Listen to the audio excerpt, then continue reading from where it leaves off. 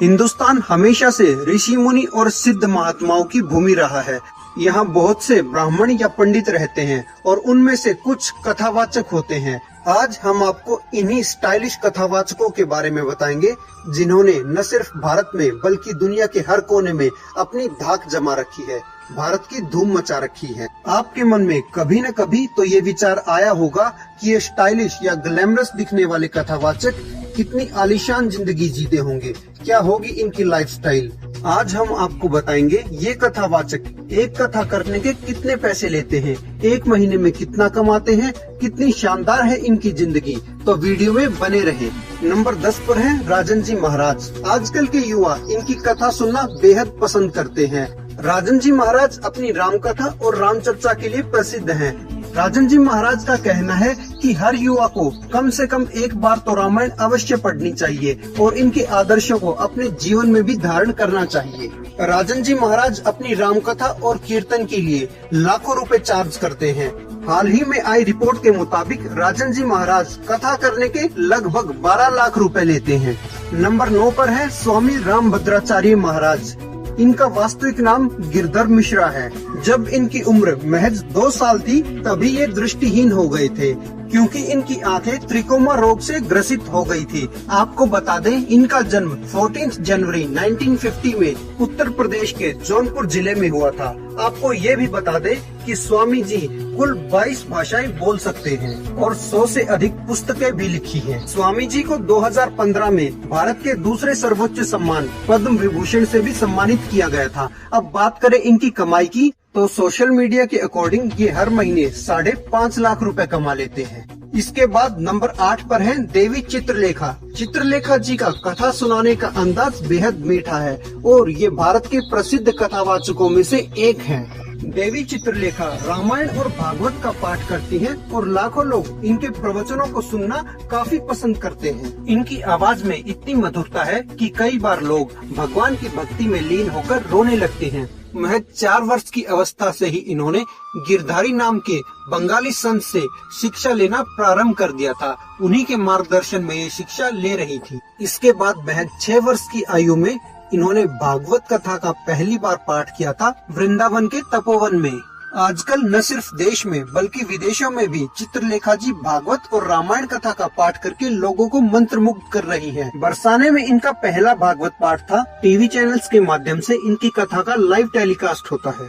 इनका एक YouTube channel भी है और रिपोर्ट्स की माने तो लगभग ये हर महीने 10 लाख कमा लेती हैं। और नंबर 7 पर है श्री इंद्रेश उपाध्याय जी। बता दें कि इनका जन्म 7 अगस्त 1997 को यूपी के वृंदावन में हुआ था और केवल 13 वर्ष की आयु तक ही इन्होंने भगवत गीता का अच्छा खासा ज्ञान प्राप्त कर लिया और अपने पिता के कहे अनुसार ये कथावाचन के साथ साथ भक्ति गायक और भजन गायक भी बन गए।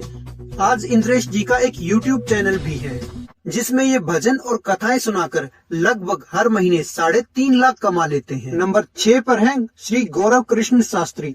दोस्तों, श्री गौरव कृष्ण शास्त्री का जन्म 6 जुलाई 1984 को वृंदावन में हुआ था। इनकी कथाओं का लाइव टेलीकास्ट होता है आस्था और आध्यात्म जैसे धार्मिक टीवी चैनल्स पर। इनकी एक और विशेषता ये है कि भागवत का ज्ञान होने के साथ साथ संस्कृत भाषा पर भी इनकी अच्छी पकड़ है। आपको बता दें कि गौरव कृष्ण शास्त्री जी ने 18 वर्ष की आयु में ही पहली बार भागवत कथा का पाठ किया था और इन्होंने पहली कथा से ही लोगों को इतना मंत्रमुग्ध कर दिया था, लोग इतना आकर्षित हुए कि इनकी वो कथा 7 दिनों तक चलती रही। और इनका भी एक YouTube चैनल है। अपने YouTube चैनल से ये हर महीने लगभग 3 लाख रुपए तक कमा लेते हैं। इसके बाद 5वें नंबर पर है श्री देवकीनंदन ठाकुर जी महाराज। श्री देवकीनंदन ठाकुर जी महाराज का जन्म 12 सितंबर 1978 को वृंदावन में हुआ था। बता दें कि 13 वर्ष की आयु में ही इन्होंने भगवत गीता का पूरा ज्ञान प्राप्त कर लिया था। लोगों के बीच इनका क्रेज नेक्स्ट लेवल पर है और इसके साथ ही ये भारत के अलावा Hong Kong, Malaysia, Sweden, Denmark, Norway जैसे बड़े देशों में भी कथा का आयोजन कर चुके हैं। अब इनकी कमाई की बात करें तो देवकीनंदन जी एक कथा कराने का लगभग 7 से 8 लाख रुपए के बीच चार्ज करते हैं। इसके अलावा इनका भी एक YouTube चैनल है और अपने YouTube चैनल से ये लगभग 5 लाख कमाते हैं। नंबर 4 है श्री अनिरुद्धाचार्य जी। मशहूर कथावाचक अनिरुद्धाचार्य जी का जन्म सितंबर 1989 को मध्य प्रदेश के जबलपुर में हुआ था। श्री अनिरुद्धाचार्य जी ने अपने करियर की शुरुआत कथा वाचन से ही की थी। आज की डेट में वो न सिर्फ एक फेमस कथावाचक है बल्कि एक बहुत प्रसिद्ध भक्ति गायक भी है। इनकी मधुर आवाज में गीतों को सुनने के लिए लाखों लोगों की भीड़ इकट्ठा हो ही जाती है। अब अगर इनकी कमाई की बात करें, रिपोर्ट्स के मुताबिक ये एक कथा कराने के लगभग 7 लाख रुपए चार्ज करते हैं। इसके अलावा अपने YouTube चैनल से ये हर महीने 3 लाख कमाते हैं। नंबर 3, जया किशोरी जी, जो किसी परिचय की मोहताज नहीं है। इनका जन्म 13 जुलाई 1995 को राजस्थान के सुजानगढ़ में हुआ था। इनका असली नाम जया शर्मा है। इनके बारे में एक चीज प्रचलित है कि जिस उम्र में बच्चे खेलकूद में ध्यान देते हैं, उस अवस्था में तो ये लोगों को भगवत गीता का ज्ञान सुनाया करती थी। कथावाचक होने के साथ ये फेमस भजन गायिका भी, जो अपनी मीठी आवाज में भक्तों को भजन गाकर सुनाती है। बता दे और टी सीरीज जैसी बड़ी कंपनी के साथ भी गाती हैं। ये एक ब्राह्मण परिवार से ताल्लुक रखती हैं, शायद इसीलिए ये बचपन से ही भक्ति भाव में लीन रही है। अब बात मुद्दे की करते हैं, पैसे की करते हैं, तो रिपोर्ट्स के मुताबिक जया किशोरी जी एक कथा कराने के लगभग 9.5 लाख रुपए चार्ज करती हैं और अपनी इस कमाई का एक बड़ा हिस्सा वो नारायण सेवा संस्थान में जरूरतमंदों को दान दे देती है।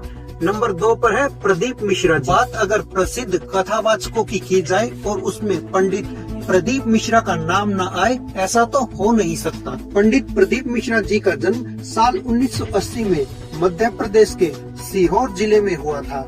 बचपन से ही इनको मंदिरों में श्री शिव महापुराण कथा सुनाने का बेहद शौक था। अपनी इसी योग्यता के चलते आज ये इतने मशहूर कथावाचक बन चुके हैं कि इनकी कथा को सुनने के लिए न सिर्फ देश बल्कि विदेशों से भी लाखों लोग इकट्ठे हो ही जाते हैं। मीडिया रिपोर्ट्स के मुताबिक प्रदीप मिश्रा जी एक कथा कराने के लगभग 7 से 8 लाख रुपए चार्ज करते हैं। इसके अलावा इनका एक YouTube चैनल भी है जिससे वो हर महीने 40 लाख रुपए कमाते हैं। नंबर 1 पर है धीरेन्द्र कृष्ण शास्त्री। आज भारत में शायद ही कोई ऐसा होगा जो स्टाइलिश और हैंडसम बाबा धीरेन्द्र शास्त्री को न जानता हो। वो टॉक ऑफ द टाउन बन चुके हैं। चाहे उनका ज्ञान हो, चमत्कार हो या उनके लुक्स, हर जगह उन्हीं के चर्चे रहते हैं। इनका जन्म 4 जुलाई 1996 को मध्य प्रदेश के छतरपुर जिले में हुआ था। वैसे तो बाबा रामचरितमानस और रामायण का पाठ करते हैं, लेकिन इसके अलावा वो एक दिव्य दरबार का भी आयोजन करते हैं। अपने दरबार के कारण वो खूब चर्चा में रहते हैं। इस दिव्य दरबार में वो भक्तों की परेशानी का समाधान करते हैं, वो भी उनके बताए बिना।